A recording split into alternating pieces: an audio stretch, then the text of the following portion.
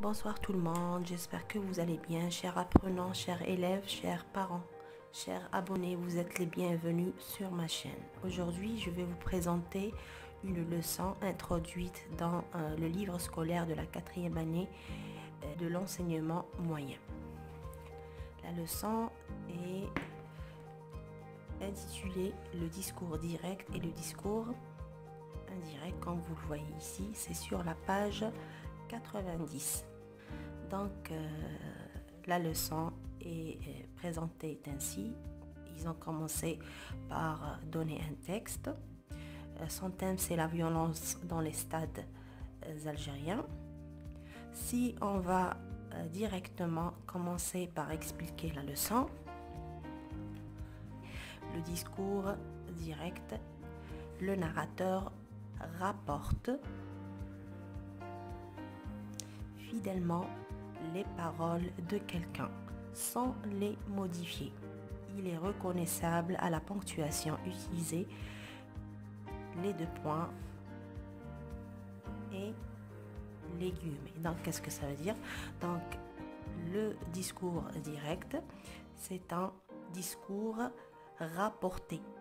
C'est-à-dire, on va rapporter fidèlement les paroles de quelqu'un d'autre. Mais seulement sans les modifier ou bien sans les changer. Et aussi, ces marques de la ponctuation sont les deux points et les guillemets, comme ils ont montré ici dans l'exemple. Regardez, le ministre déclare deux points, les guillemets, le phénomène de la violence dans nos stades est inacceptable, et on ferme avec les guillemets et on met un point final. Donc ça, donc toujours il faut mettre les deux points et les guillemets pour marquer le discours direct. Le discours indirect, c'est un petit peu différent. Donc le narrateur rapporte toujours, donc c'est un discours rapporté. Donc le narrateur rapporte les paroles de quelqu'un dans une proposition subordonnée introduite par que. L'exemple, s'adressant au club algérien, virgule, le ministre déclare que la violence dans nos stades est inacceptable.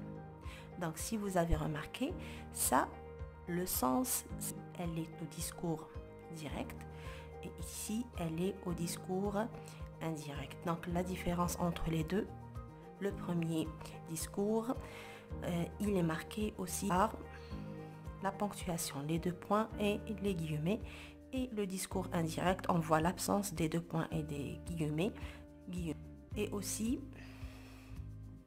les ressemblances, on a aussi le verbe de parole. Donc le verbe de parole ne change pas. Regardez, déclare ici et déclare ici. Ça veut dire dans les deux discours, on doit employer les verbes de parole. Verbe dire, déclarer, répondre, annoncer, affirmer.